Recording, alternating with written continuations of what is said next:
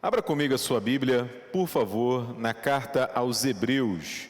Carta aos Hebreus, capítulo de número 1. Eu farei a leitura dos versículos 1 a 4. Nas Bíblias que a gente utiliza aqui na igreja, é a página de número 233 do Novo Testamento. Então, a Carta aos Hebreus, capítulo 1, versículos de 1 a 4. Você acompanha a leitura na sua Bíblia, por gentileza. Diz assim a palavra do Senhor.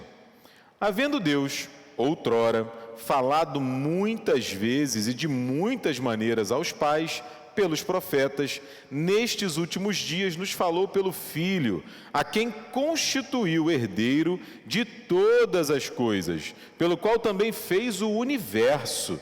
Ele, que é o resplendor da glória e a expressão exata do seu ser, sustentando todas as coisas pela palavra do seu poder, depois de ter feito a purificação dos pecados, assentou-se à direita da majestade nas alturas, tendo se tornado tão superior aos anjos quanto herdou mais excelente nome do que eles. Palavra do Senhor para a minha vida, para a sua vida, nesse quarto domingo do Advento. O Natal já está à porta. Essa semana lembraremos uma vez mais o nascimento do nosso Salvador. Como temos dito neste tempo, é hora de olharmos para trás, de nos lembrarmos daquilo que Deus já fez, sobretudo na pessoa do seu Filho Jesus Cristo, e também olharmos para frente, olharmos com esperança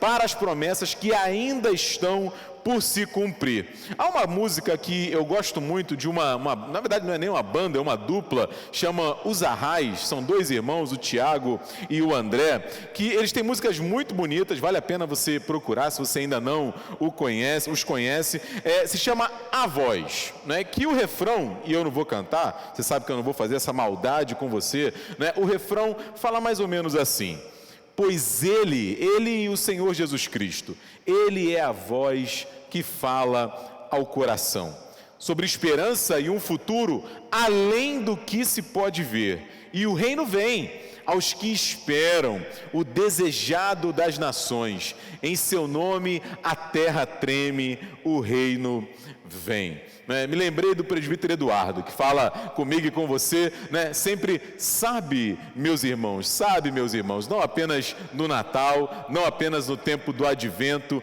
em todo momento, ao longo da nossa caminhada, é tempo de ouvir essa voz do Senhor, voz que fala ao nosso coração, nos fala de esperança e fala de um futuro certo, mas que muitas vezes, pelas circunstâncias da nossa vida, a gente tem alguma dificuldade de enxergar. É ou não é verdade? Basta, por exemplo, pensar naquilo que tem acontecido no mundo ao nosso redor, não é? Como enxergar futuro e esperança diante, por exemplo, da crise e do recrudescimento da Covid-19, sobretudo aqui no estado do Rio de Janeiro, não é? Enquanto a gente assiste no mundo inteiro uma corrida pela vacina ou pelas vacinas, com alguns países inclusive já vacinando a sua população, a gente ainda aqui aguarda um plano, uma organização, quando finalmente nós poderemos começar a ser vacinados. Há uma crise generalizada na saúde.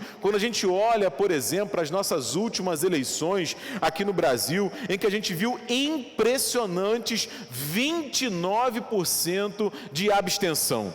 Em números absolutos, mais de 11 milhões de pessoas no nosso país simplesmente abriram mão do seu direito de voto, chegando esse percentual a mais de 30% em algumas capitais do Brasil. E isso certamente creditado à pandemia, muita gente preocupado, com razão, se resguardando, e aí justificou o seu voto e tudo mais, mas muita gente também, dizem os analistas, os comentaristas políticos, desiludidos com a política no nosso país. É um número que eleição após eleição, ano após ano, apenas aumenta. Então a gente pensa na saúde, pensa na política, isso para não falar na economia, na parte social, quanta gente sofrendo, e tudo isso, meu irmão, minha irmã, se a gente pensar lá fora, vamos dizer assim, o que acontece no mundo ao nosso redor. Agora, quando a gente olha para dentro, olha para a nossa própria vida,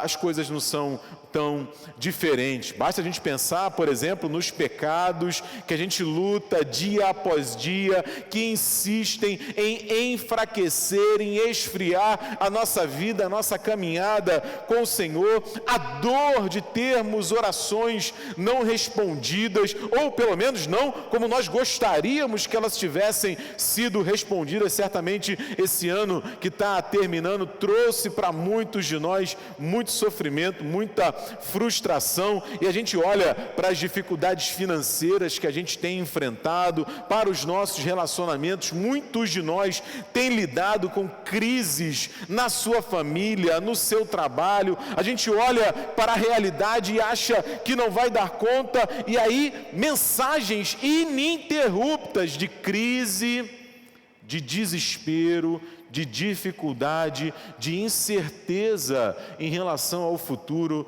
tem batido à nossa porta. E aí, meu irmão, minha irmã, louvado seja Deus. Louvado seja Deus pela sua palavra, porque em meio a essas dificuldades, a gente encontra a palavra do Senhor personificada, encarnada na pessoa do Senhor Jesus, que a despeito das circunstâncias, nos convida a continuar olhando para o futuro e para o presente também com esperança. Por isso eu quero falar um pouco com vocês nessa noite sobre o nosso Cristo, o nosso Senhor, como a voz de Deus falando ao nosso coração, especialmente nesse tempo de advento, nesse tempo de Natal. Então a gente vai entender um pouco o contexto da carta aos Hebreus e aí, com a graça de Deus, recolher dele algumas lições. Então, não é sem motivo que o autor da carta aos Hebreus começa o seu texto falando sobre Cristo como a voz de Deus falando a cada um de nós. Como nos ensina o reverendo Eugene Peterson na sua introdução, no seu comentário à carta aos Hebreus, ele diz assim: parece estranho de dizer, ainda mais vindo de um pastor, mas religião em excesso é ruim. Veja, a gente não pode ter excesso de Deus, excesso do amor de Deus, excesso de obediência, excesso de fé, excesso de adoração. Para essas coisas, claro, não há limite, mas cuidado. O que ele chama de religião aqui é aquele esforço meu e seu, muitas vezes bem intencionado, para a gente ligar tudo com Deus. Ou seja, pode ser que nesse esforço a gente coloque algumas coisas entre nós e o Senhor. Como assim, Diego? Não estou entendendo. O que o reverendo Eugene Peterson está dizendo para a gente é que às vezes, na nossa caminhada, a gente acha que Deus está demorando. A gente acha que Deus, as coisas estão difíceis demais e Deus não está nos ajudando. A gente acha, por exemplo, que merece mais de Deus. A gente olha para a grama do nosso vizinho e não compreende por que a grama dele está mais verde do que a minha. E aí a gente comete aquele equívoco clássico de tentar ajudar ao Senhor. A gente acresce, a gente acrescenta aquilo que Deus fez, aquilo que Deus falou, aquilo que Deus ensinou.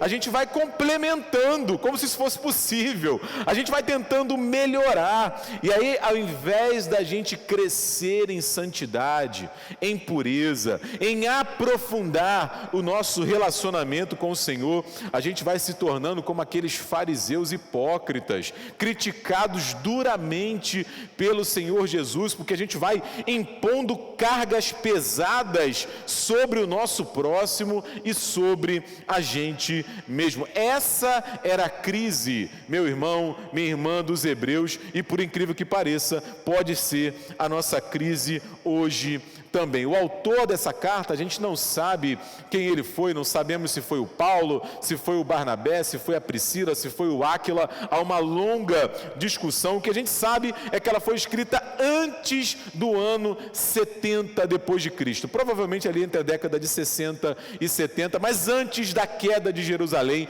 nesse ano exatamente de 70 depois de Cristo, porque pelo tom da carta, certamente, se tivesse sido escrita depois da queda de Jerusalém, essa história estaria citada aqui. Por isso, nessa coisa de acrescer ensinos, aquilo que Jesus e Deus deixaram para nós, essa carta fala de Jesus e Moisés, que era necessário, como se supostamente fosse necessário continuar a guardar a lei naqueles moldes do Antigo Testamento. Fala de Jesus e anjos, fala de Jesus e o sacerdócio.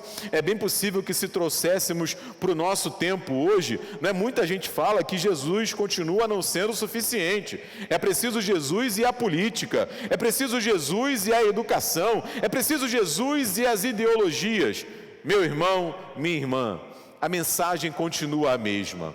Nada precisa ser acrescido àquilo que Deus já fez na pessoa do seu Filho Jesus Cristo. Aquilo que Deus fez em Cristo para a minha salvação, para a sua salvação, para o nosso relacionamento com Deus, é mais do que suficiente. Então a gente vai dar uma olhada agora mais detidamente no texto que nós lemos e a introdução dessa carta aos Hebreus, para entender aqui nesse texto como Deus é suficiente para nós na sua obra salvadora através do seu Filho Jesus Cristo. E a primeira lição que esse texto traz para a gente aqui é muito simples, muito objetiva.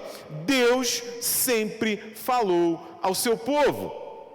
Deus sempre falou ao seu povo. Olha aí o início do versículo 1, né? O autor de Hebreus fala: havendo Deus outrora falado, né? Falado para aqueles que estão atentos, ouvindo a sua voz. É o que Jesus vai dizer ao longo do seu ministério. Eu sou o bom pastor, as minhas ovelhas ouvem a minha voz. Essa, meu irmão, minha irmã, é uma verdade que traz alento para o nosso coração, não é? Porque Deus não está calado. Deus não está calado. E aí, voltando àquilo que eu comentei há pouco, é bem possível que ao longo da caminhada, por várias razões, a gente se sinta um tanto quanto desanimado, né? A gente se sinta e se imagina abandonado por Deus. A esperança pode fugir do nosso coração e a gente se volta para Deus em oração perguntando: Senhor, aonde o Senhor está? Será que o Senhor não está vendo? Será que não percebes, Pai? Ou não te importas com o meu sofrimento e a minha oração, Senhor? Porque não respondes? Deus parece estar calado. E eu quero insistir com você, porque só parece, meu irmão, minha irmã. Deus fala, Deus se comunica, Deus se revela, Deus se compromete, Deus se envolve na minha história e na sua história. E a pergunta que eu preciso fazer ao meu coração aqui, e você faz ao seu, aí eu estou prestando atenção àquilo que Deus está falando? Será que o meu coração, assim, para usar uma analogia moderna, está sintonizado na mesma estação da voz e da palavra de Deus? E aí pode ser que você se pergunte nessa hora: ok, Diego, eu quero ouvir Deus falar, eu quero entender o que está acontecendo, eu quero falar com Deus e perceber a sua resposta. Como é que eu faço isso? O autor da carta, ao longo do texto, nos ajuda, e nos ajuda muito, porque primeiro ele dá uma olhada para o passado. Ele diz o seguinte: olha, Deus falou muitas vezes e de muitas maneiras, primeiro aos pais pelos profetas. Então Deus falou, isso é um fato, né? E falou primeiro aos pais pelos profetas. Os profetas, a gente sabe, eles eram emissários do Senhor, gente escolhida por Deus para comunicar a sua palavra, a sua vontade ao povo de Deus no passado. Ou seja, ouvia a Deus naquele tempo quem dava ouvido aos profetas, mas não apenas através deles, né? O autor santo diz que Deus falou muitas vezes vezes e de muitas maneiras, né? Basta uma rápida passada de páginas pela Bíblia que a gente vai ver, não é? Deus falando com Moisés, por exemplo, na sarça que ardia e não se consumia, Deus falando através de anjos em vários episódios ao longo das Escrituras, falando ao coração de Abraão, falando com Moisés face a face, falando com Moisés no monte, falando com Gideão, com Agar, com Sara, com Zacarias, com Maria, com José, falando com o apóstolo Paulo, tudo registrado na história bíblica, na história da salvação. Visões, sonhos, palavras, eventos extraordinários da presença e da comunicação divina com o seu povo. E hoje nós temos um grande privilégio. A palavra de Deus encerrada nesse livro, na Bíblia Sagrada, quando Deus fala comigo e Deus fala contigo também. É impressionante perceber que de Gênesis a Apocalipse, seja através das narrativas históricas, da literatura profética, dos evangelhos, dos textos poéticos, das cartas, tanto no Antigo quanto no Novo Testamento, Deus continua falando ao nosso coração. Por quê? Eu repito, porque Ele se comunica, Ele se envolve, Ele fala no passado aos pais, pelos profetas, de muitas e das mais variadas maneiras. Nesse tempo, Ele nos fala pelo Filho, através da sua palavra. É isso que a gente vê na segunda lição que esses versículos nos entregam aqui. Se a primeira lição é que Deus fala, Deus não nos abandonou, a segunda é que Ele não apenas nos falou através da palavra, Ele encarnou, Ele se fez homem entre nós. Aliás, essa é a grande mensagem do Natal. Diz o versículo 2, nesses últimos dias Ele nos falou pelo Filho, a quem constituiu herdeiro de todas as coisas, pela qual também fez o universo. Ou seja, Deus não me abandonou, meu irmão, minha irmã, Deus não te abandonou. Ele se envolve, se compromete de tal maneira com a nossa história, que Ele se torna um de nós. Como diz Paulo, escrevendo aos Filipenses, Ele se esvazia da sua glória e se torna um ser humano. Quando o autor bíblico fala de últimos dias, ele está exatamente falando desse período posterior ao primeiro advento, ao nascimento de Jesus. Em outras palavras, como eu disse há pouco, se no passado Ele nos falou aos pais pelos profetas, hoje Ele nos fala na figura do seu Filho. A ideia aqui, meus irmãos, é que a revelação de Deus, como dizem os teólogos, ela é progressiva e ela é atualizada na pessoa de Jesus. Como assim, Diego?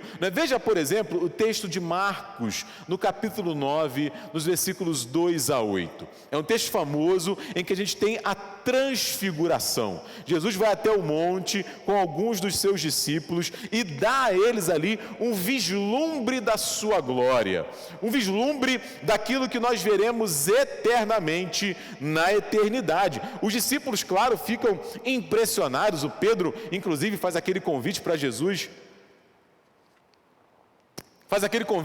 para que fosse montada ali uma tenda e que eles permanecessem ali. E o interessante é que surgem Moisés e Elias.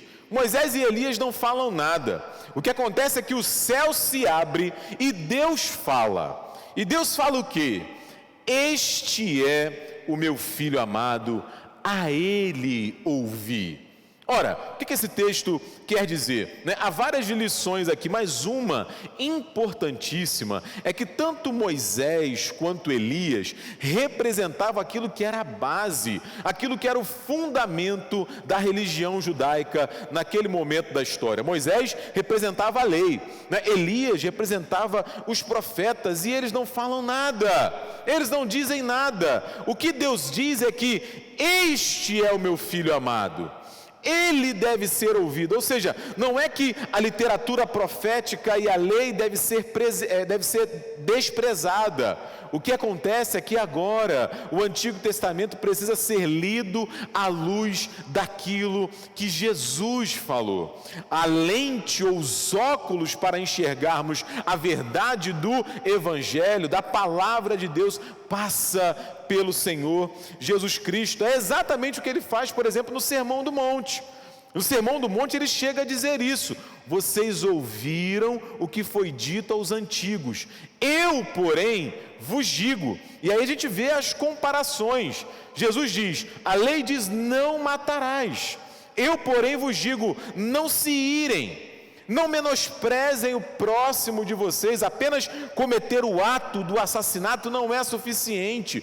Não adulterem, diz a lei. Aí Jesus diz: precisamos ir além.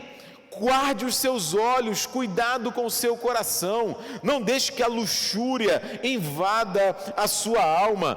A lei diz: não jure falsamente. Jesus diz simplesmente: diga sim ou não. Diga sim ou não. Olho por olho, dente por dente. E aí Jesus vem e fala para mim e para você: dê a outra face. Seja compassivo, misericordioso, paciente, caminhe a segunda milha, ame o teu amigo, odeie o teu próximo. Era a lei corrente, pelo menos naquele tempo. E aí Jesus vai mais além ainda. Ele diz: ame o seu inimigo. Ore por aquele que persegue você. Por quê? Porque Jesus fala e nos ensina. E a questão diante de nós, uma vez mais, é: estamos ouvindo? Estamos conectados, atentos para aquilo que Jesus tem falado ao nosso coração? Porque se no passado ele falou aos pais, pelos profetas, de muitas e das mais variadas maneiras, nesses últimos tempos ele nos fala na pessoa do seu Filho. E aí alguém pode ouvir isso e dizer: puxa, Diego, mas será que é isso mesmo? Mas esse negócio de Jesus eu tenho dúvida, eu não sei se é assim. E aí o autor de Hebreus ajuda a gente nesses versículos finais que nós lemos aí. Ele diz para mim e para você, de forma resumida, numa terceira lição desse texto, é que assim como o Pai, o Filho é digno de toda a confiança. Assim como o Pai, o Filho é digno de toda a confiança, porque ele diz: olha, ele é o resplendor da glória de Deus, ele é a expressão exata do seu ser. Se a gente for lá em João, no capítulo 14, Jesus preparando o coração dos discípulos para a sua morte, para a sua ressurreição, Filipe pede: Senhor, mostra-nos o Pai. Jesus responde para Filipe: Filipe, como você me diz, mostra-nos o Pai? Quem me vê, vê o Pai. Jesus é a expressão exata do ser de Deus, porque ele sustenta todas as coisas pela palavra do seu poder. É o evangelista João que vai dizer que tudo foi feito por ele. Sem ele, nada do que foi feito se fez. E aí, depois de ter feito a purificação dos pecados, ou seja, depois de morrer como o Cordeiro de Deus que tira o pecado do mundo, ele toma novamente o seu lugar, assentado à destra, à direita da majestade divina nas alturas, superior aos anjos, superior aos profetas, superior aos patriarcas, superior à própria lei. Ele é o Filho de Deus. Quinta-feira próxima nós vamos celebrar o Natal. Nós vamos celebrar o nascimento de Jesus, e a gente precisa se lembrar, meu irmão, minha irmã, que o menino na manjedoura cresceu. O menino na manjedoura cresceu, e ele fala ao nosso coração ainda hoje, e ele é digno de toda a nossa confiança. O apóstolo Pedro teve essa convicção, quando depois de uma noite fracassada de pescaria, Jesus fala para ele: Pedro, vai por ali. Aí o Pedro responde assim, lá em Lucas, no capítulo 5, no versículo 5, mestre, a gente trabalhou a noite inteira e nós somos os pescadores, mas sob a tua palavra eu vou lançar a rede. Não é? Um centurião que se encontra com Jesus, cujo empregado, cujo criado estava jazendo doente, quase morto, sofrendo terrivelmente na sua casa. Ele pede que Jesus o cure. Jesus diz que vai até lá. Aquele homem, conhecendo quem é Jesus, diz para ele: Senhor, eu não sou digno de que entres na minha casa. Manda apenas uma palavra, Senhor. Manda apenas uma palavra. O próprio Senhor Jesus diz que nós já estamos limpos pela palavra que Ele nos tem dito. O autor de Hebreus, naquele texto extraordinário de Hebreus capítulo 4, versículos 12 e 13, acerca da palavra de Deus, da palavra de Cristo, ele nos diz: a palavra é viva, é eficaz, é mais cortante do que qualquer espada de dois gumes, e penetra a ponto de dividir alma e espírito, juntas e medulas, e é apta, é competente para discernir os pensamentos e os propósitos do coração. E diz o versículo 13 que não há criatura que não seja manifesta na sua presença. Pelo contrário, todas as coisas estão nuas, estão descobertas e patentes aos olhos daquele a quem precisamos prestar contas. Deus fala, meu irmão, Deus fala na pessoa do seu Filho Jesus Cristo, está falando comigo, está falando com você exatamente nesta hora, e a pergunta permanece: será que nós temos dado ouvidos à voz poderosa do Senhor? Concluindo, meu irmão, minha irmã, como cantam os arrais, Cristo é a voz que fala ao meu e ao seu coração. E é claro, ele continua falando nesse tempo de advento, nesse tempo de Natal, falando sobre esperança, falando sobre um futuro que eventualmente a gente pode até com os nossos olhos termos dificuldades de enxergar, de perceber, de acreditar, mas eu quero dizer para você uma coisa: à luz da palavra de Deus, a última palavra, a decisão, a resposta, a palavra que vale para a minha vida e para a sua, não vem da crise, meu irmão, minha irmã, não vem do Covid-19, não vem da Pfizer, da AstraZeneca, da Moderna, de Oxford ou da Sinovac, não vem do presidente Jair Bolsonaro, do governador afastado Wilson Witzel, do interino Cláudio Castro, muito menos do prefeito Marcelo Crivella. Não vem também dos políticos que tomarão posse no ano que vem, a partir da nova eleição realizada. Tampouco, meu irmão, minha irmã, vem de médico, de epidemiologista, de sociólogo, de economista, de filósofo. Todos eles têm o seu valor e o seu papel e o seu lugar. Não, a última palavra para a minha vida e para a sua vem do Senhor. Vem do Senhor. Vem do Senhor que falou no passado aos pais pelos profetas de muitas e das mais variadas maneiras, e que hoje, desde o advento, nos fala pelo seu Filho, que é digno de toda a nossa confiança. A sua palavra, ela nos cura, ela nos liberta, ela nos transforma, ela limpa e purifica o nosso coração, ela discerne os propósitos da nossa alma, ela faz novas todas as coisas na minha e na sua vida. Eu comecei esse nosso sermão aqui citando uma música dos Arrais, e eu vou terminar citando uma outra música, se chama Luz. Você percebeu que eu estou meio musical hoje, né? Essa música fala assim: a mesma voz que originou o mundo, que ressoou e fez do nada tudo, é a voz que enche o vazio, tirando o belo do hostil.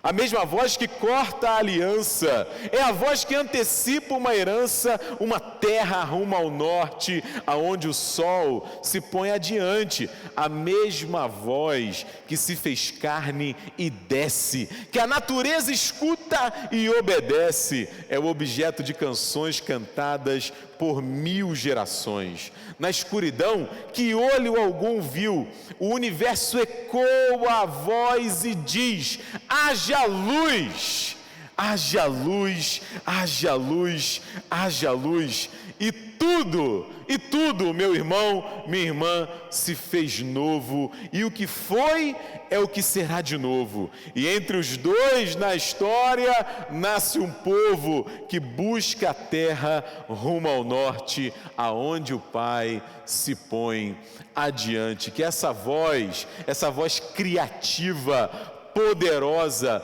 fale ao seu coração nesse tempo de Natal, e que o Senhor te abençoe, meu irmão, minha irmã. Um feliz Natal para você e para toda a sua família.